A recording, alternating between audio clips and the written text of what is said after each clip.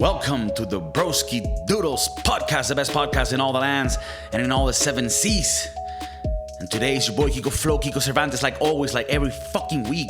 And it's that time of the fucking week, you know, it's Thursday, movie review with the crew. Do we have the crew? No. I mean, we do at home, in that little phone that you're looking at, or at your house, or maybe your smart TV. You're the crew today because I'm by myself. But Kiko Cervantes got you, you know. Whatever the other members of the group had to do, whatever family things they got to do, you know, that's them. We respect that. We respect that. We give them love. But today we gotta concentrate on a movie review. And today I wanted to choose a commercial one.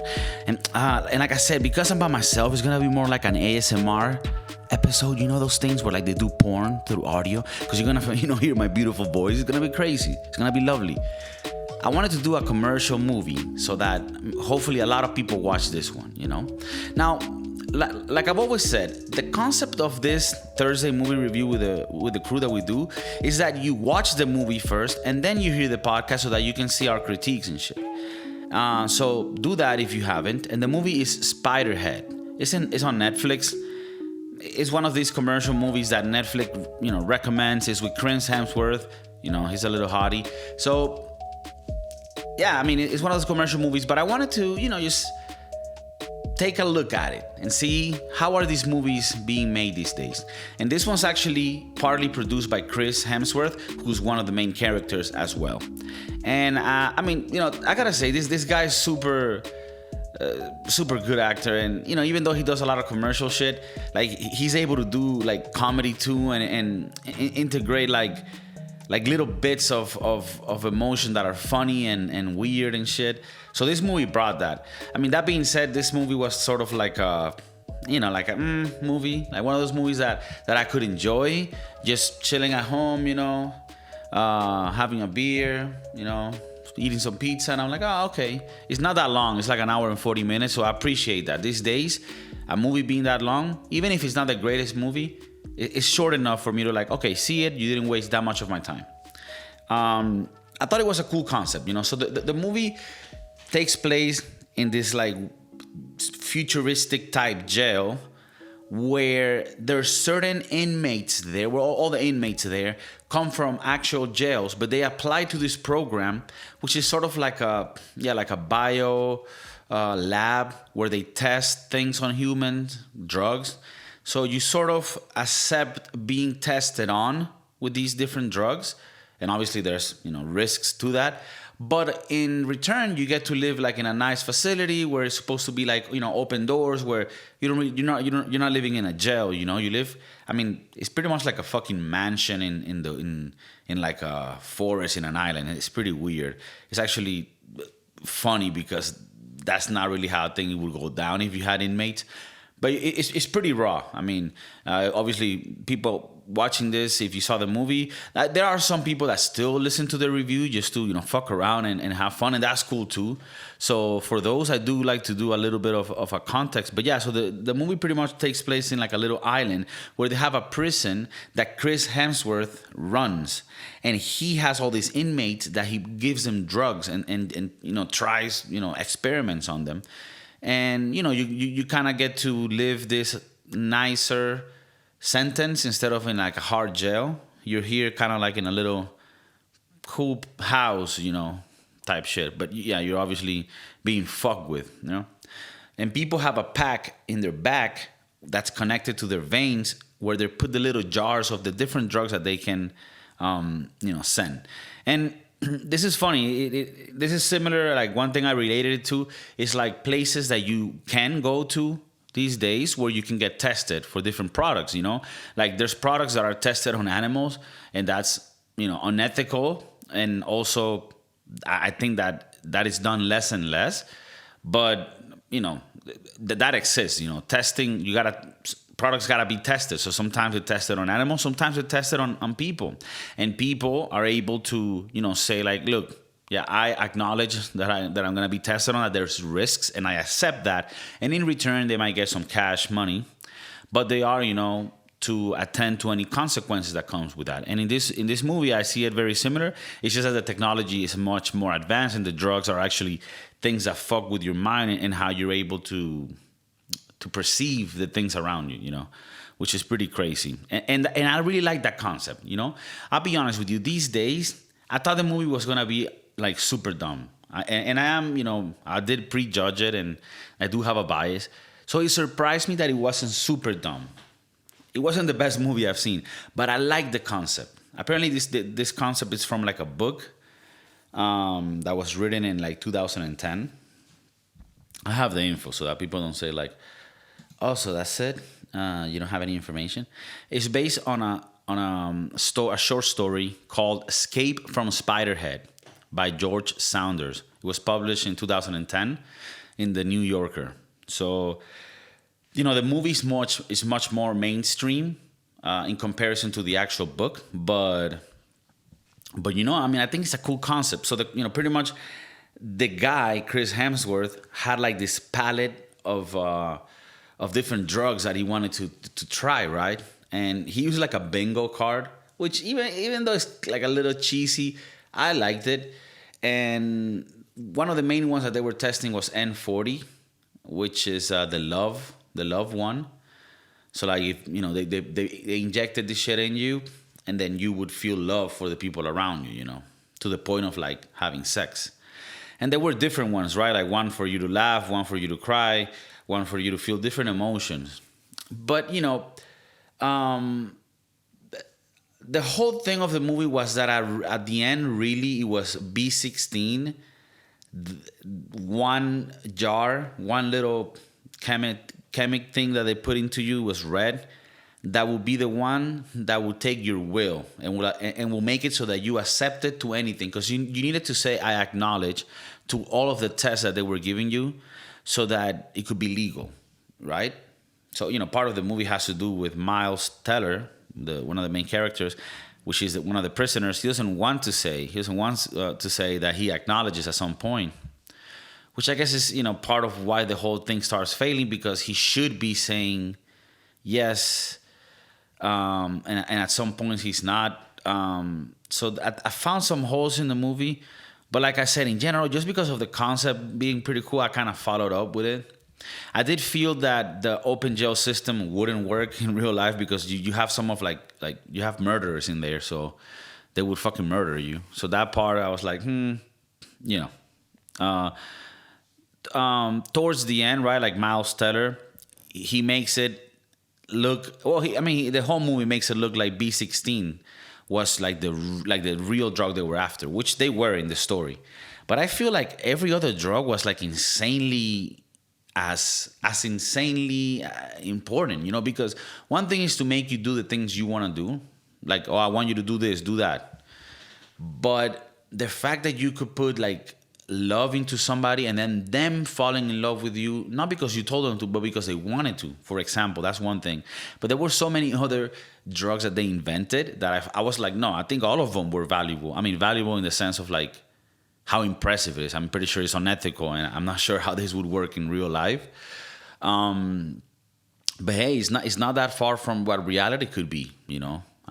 It's not that far. Like, could we have some drugs that allow you to fall in love with somebody, or be more susceptible to love or to friendship or to good vibes? You know, I mean, you know, you got drugs already like MDMA that were used for like couples therapy back in the day. I mean, now they use it in Ultra and in Tomorrowland, you know, fucking go insane and take eight, you know, blue monkeys, you know, and go into the Tiesto pool, you know. I mean, these little kiddos are crazy today, but when it was first originated in Europe, it's always originated in Europe, you know, where things go, you know, kind of okay, it's decent, and then they bring it to, you know, to the exteriors where kids go crazy. I mean, these kids today, you know.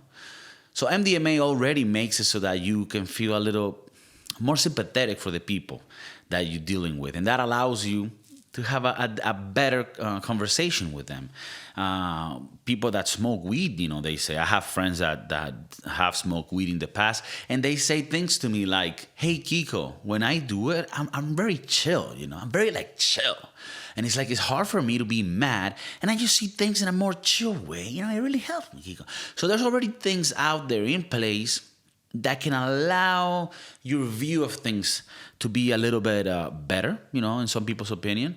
Obviously, these drugs are not for everybody. And obviously, on this podcast, we're not advocating for any drugs. But we are saying that we should maybe come up with these crazy drugs that allow people to fall in love. Have you ever had a friend that was just completely fucking unlovable?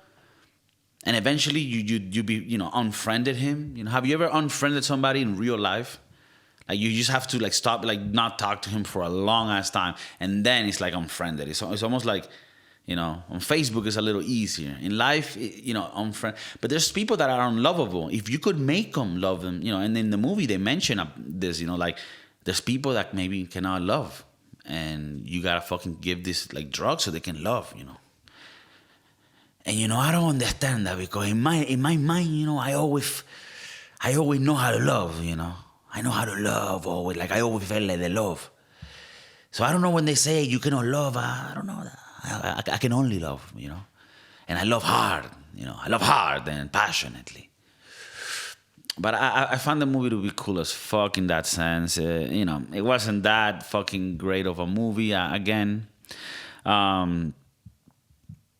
Now, one thing that I was wondering is the N40 drug, the one that makes you love. Like, is it fall in love with people or just fuck them? Because in the experiment, they just were fucking. And it almost felt like that's not love. Maybe that's just like a sexual attraction, So that was one of the holes that I found.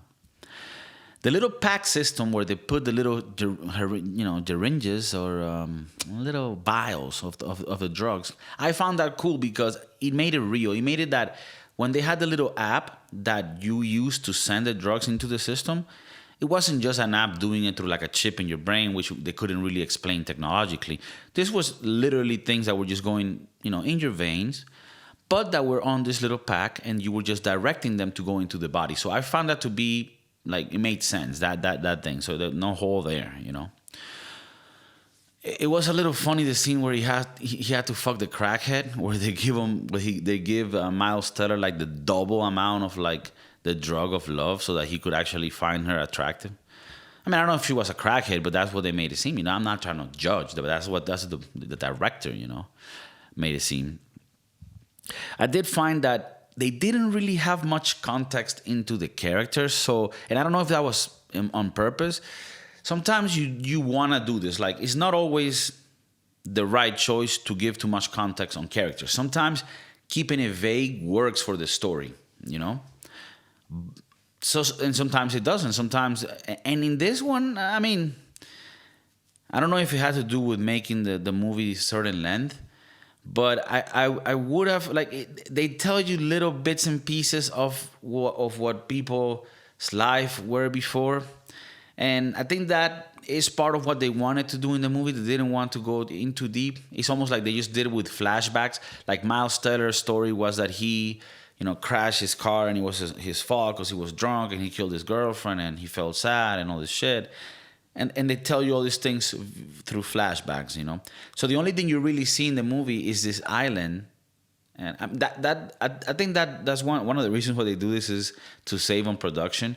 If you're able to keep it in one place, I mean, this is just my assumption, but it makes sense, Like, if you look a lot of first movies that were done by early directors that are super huge now, the movies are normally, I'm just making this up, but I have some, truth to back it up. But I would assume a lot of these people would just use stories that had to do in just one place. Like, for example, I think it's Reservoir Dogs, or maybe I'm getting it wrong, but one of Tarantino's early ones, the one where it's in a garage, and Steve Buscemi is in it. I don't know if that's Reservoir Dogs. It could be that one. But anyways, that's one of the early movies. That movie, budget-wise, production, like, that was it. You just had to put cameras in that garage. That's it. So sometimes, I don't know if it's done on purpose or coincidentally, but it works that if you're starting out, a way to have a good production of a movie without spending too much money but still making it really nice is to keep the story encapsulated in one place. And I think that's what they did with this movie. They just had like this little island. It's like not even an island, like a little piece of an island with. I mean, they did have to build. I don't know if it's built like a really cool, like a not a pier, but like a landing spot of like the mansion. It's very rocky looking, so it's pretty. I mean, it's pretty fire. It's almost like Batman's lair type shit. But everything was there. Besides that, you just had a few sets where the experiments were ran, and everything else was just one in one place. So I think that helps. If you have low budget, or limited budget. But I mean, that's just one thing that I think maybe we could have had a little more context on the characters. One thing I noticed is that Chris Hemsworth character, he would always go in the evenings and pump up the love. From what I saw, is the love potion N40, and like he would like, I don't know, like have like an orgasm or some shit. And I don't know if they were implying that he would masturbate, but it was weird because. Otherwise, then what the fuck were you doing? You just loving yourself? That's pretty weird. They never went into that. Like, why was he doing that? But it was pretty funny and fucking weird too. but yeah, he would like go on him. It almost was like he was in ecstasy, and he would put like some crazy music. That's almost how it made it look to me. I'll give this movie right in the middle of 5. And like I said, it's like the concept was enjoyable and the movie was not too long. And I think those are key here. It's a fresh concept. It wasn't too long. You didn't try to push some woke agenda on me, which I fucking love. It was just, you were trying to entertain me. It wasn't the best movie. It wasn't the best entertainment, but it was very decent. And for a night where you're just eating popcorn, drinking some soda pop, and watching a movie with your crews, it's not bad. An hour and 40 minutes, I actually do recommend this. I know the 5 might be like, hey, Kiko, a 5? Then I won't watch it. It's a fucking shit movie. Well, if you're watching this, you probably already watched it. And I want to hear your opinions on it too. Please do leave comments of like, oh no, actually, Kiko, I think you're stupid because I think in this part, this actually happened this way, and you're talking the mad shit.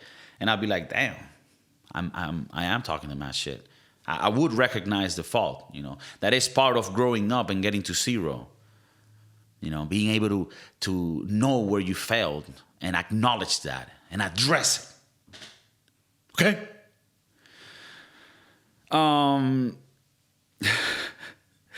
At the end, the main sort of message that the movie wants to send, or at least Chris Hemsworth characters, is that his ideal is that with this drug that makes people do whatever you tell them to do, you will correct people's behavior and they will behave correctly and follow the rules.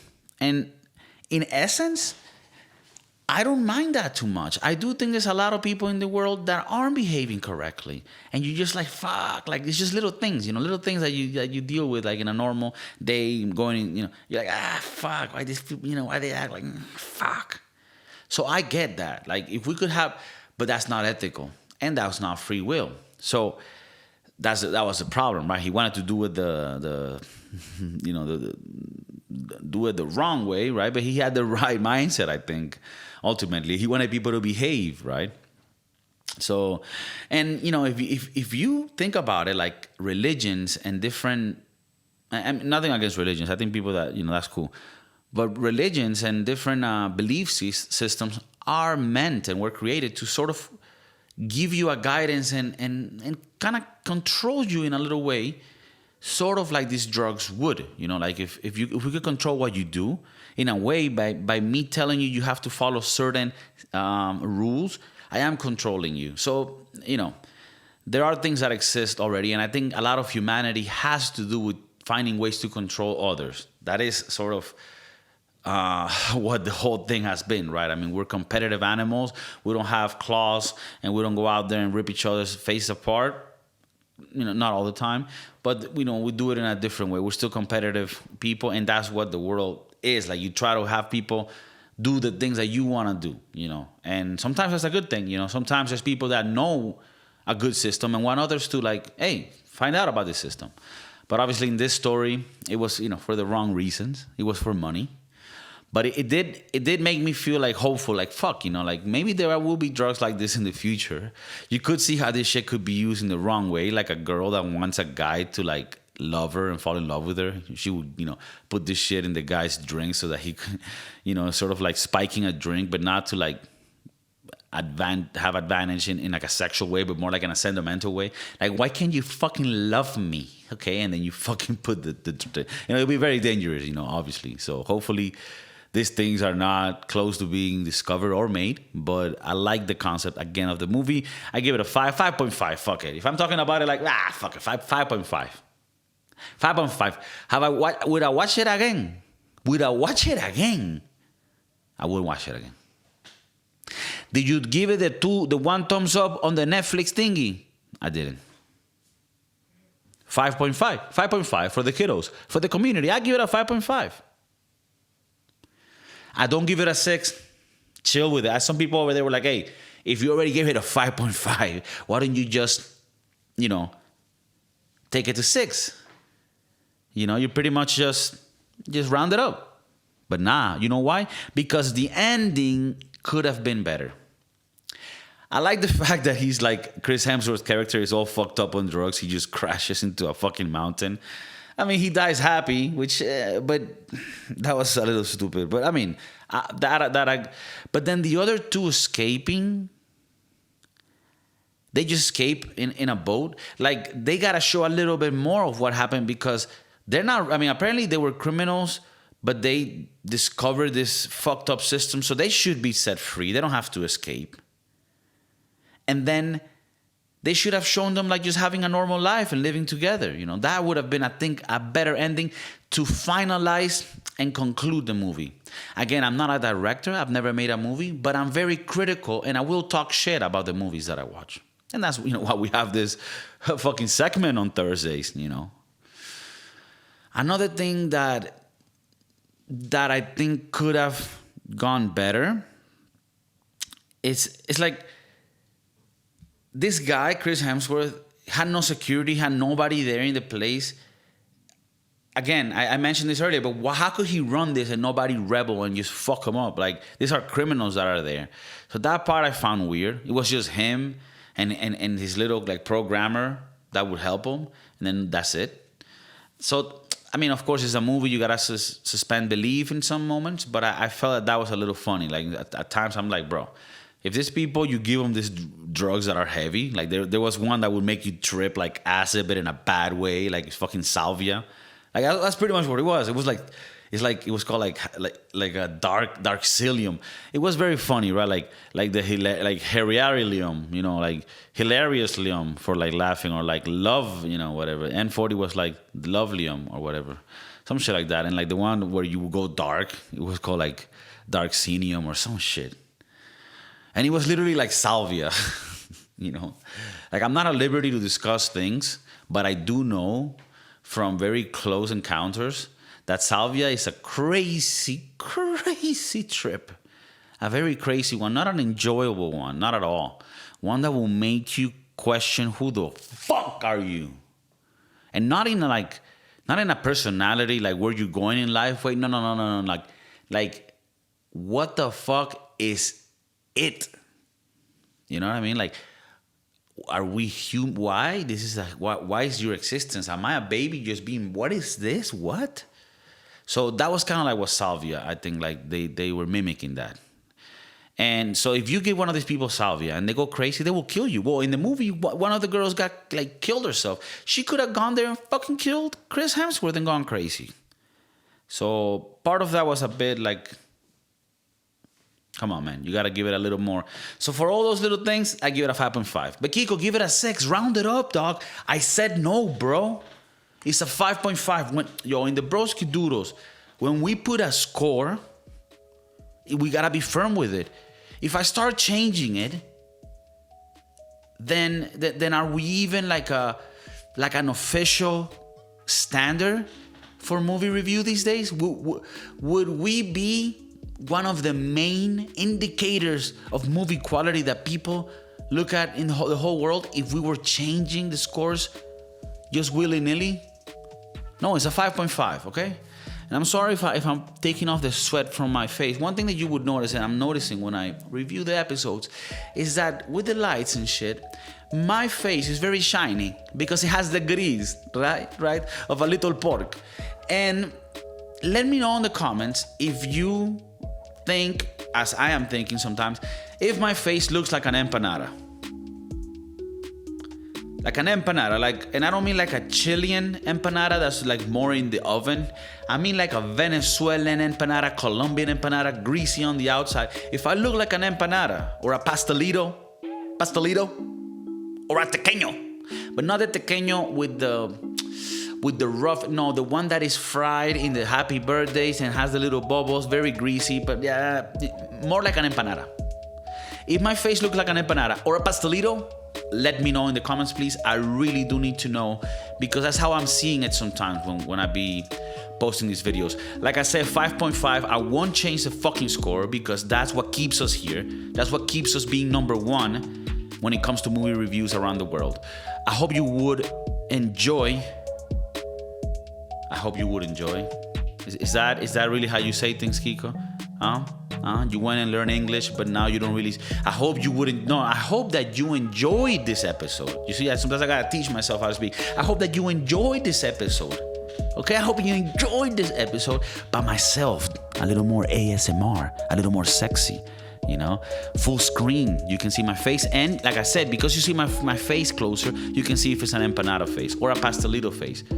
So thank you for joining. Let me know if you like the movie. Let me know if you liked the episode today, and if you have comments about the plot or about anything in general about this movie, Spiderhead. I think a lot of people must have seen it because it was recommended on Netflix. So come on, it's a commercial movie. Spiderhead on Netflix. You know what it is. Please subscribe. Please rate us on fucking Spotify, on Apple. Everything allows you to put a little thumbs up and put a little comment on it, like, oh, I really like these guys. They're really cool. In my mornings when I'm going to work and I listen to it, I'm like, oh my God, it's so cool. Peace.